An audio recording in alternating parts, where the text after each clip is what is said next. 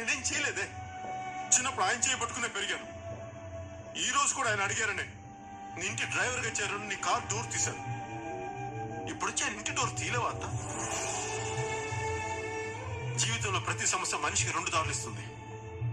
ఒకటి ప్రేమతో ఉన్నది, రెండు ద్వేషంతో నిండింది. నేను మొదటి దారి ఎంచుకున్నాను, నువ్వు రెండో దారి సెలెక్ట్ చేసుకున్నావు. ఒక్కసారి నా దారిలోకి చూడొత్తా, ఒక్కసారి. అమ్మ ఎందుకు లేదో తెలియదు, నువ్వెందుకు రావో అర్థం కాదు. చాలా కోపంగా ఉండేదంతా. కంటికి కనిపించిన శత్రువుతో బయటికి కనపడి యుద్ధం చేసేవాడిని అంతా. బయటికి కనపడి యుద్ధం చేసేవాడిని.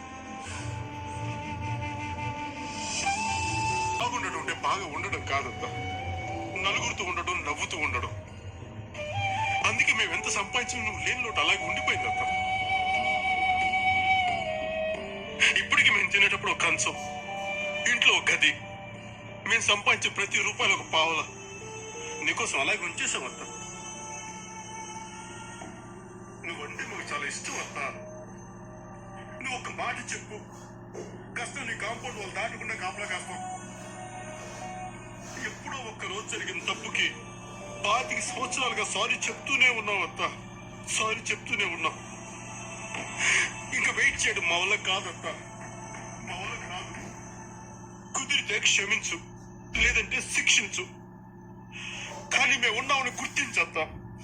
దయచేసి గుర్తించు, దయచేసి గుర్తించు.